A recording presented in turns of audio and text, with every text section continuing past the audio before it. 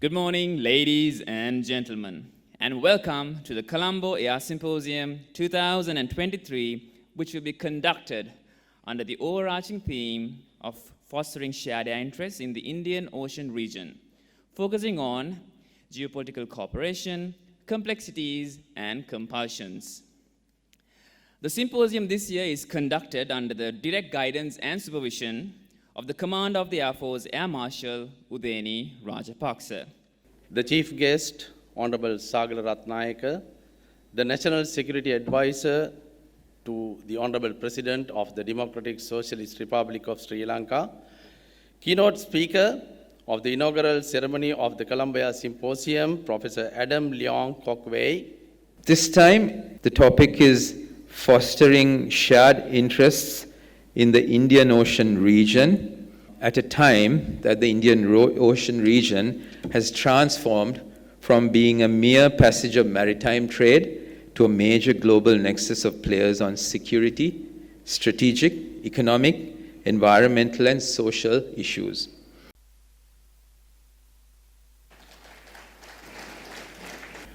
With a short brief about the strategic context of the Indian Ocean region and its nexus with the wider Indo-Pacific geopolitical competition, essentially what are the security risks and political strategic future for the Indian Ocean region.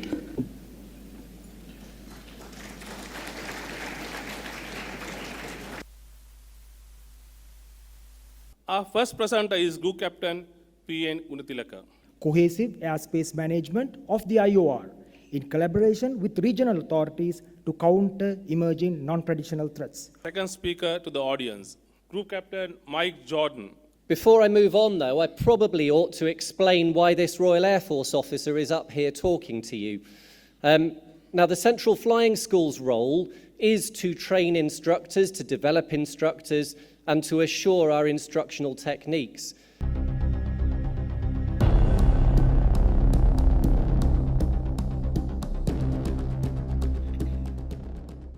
In the session, we spoke about how the cooperation and interoperability of the air forces. So suppose in a region, implementing agreements and protocols and doing joint training and joint operation. If it is the case, why? What we fail to develop functional cooperation into regional political cooperation. Thank you so much for that, Professor. Our first presenter, Ms. Charani Patapandike, is from the Institute of National Security Studies. She is acting research analyst and research assistant at the institute. Presentation is titled Analyzing Air Connectivity, Air Diplomacy and National Security in Sri Lanka-India Relations. Starting off with, my presentation will be deviating.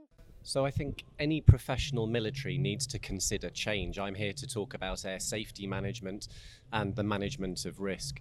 And so this forum for me is a really good example of a professional military organization considering how you want to change into the future, doing increasing interdependence in the Indian Ocean region, and to consider the risks that will come from those changes. So I think it's really important that a professional military organization does consider those risks.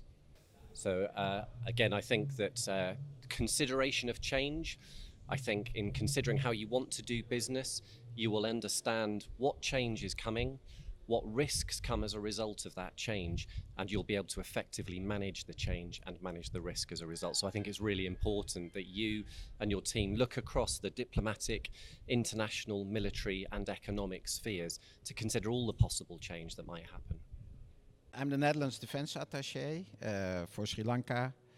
The importance of Sri Lanka for the Netherlands is its strategic location in the Indian Ocean region, and as a whole, safety and security and freedom of navigation, rule-based order is very important for the Netherlands and for the whole world. We like freedom of economic growth, and that means you need a secure and safe environment in the whole Indo-Pacific and Indian Ocean region. And air security belongs to that, because air is very much supporting land and maritime operations. So air is an essential facet of the wider security architecture. I think there are already several initiatives and common platforms talking about IORA, but also things like Indian Pacific Oceans Initiative. You have a construct like Indian Ocean Naval Symposium. But the big challenge is there is not one leader. It has to be done multilaterally.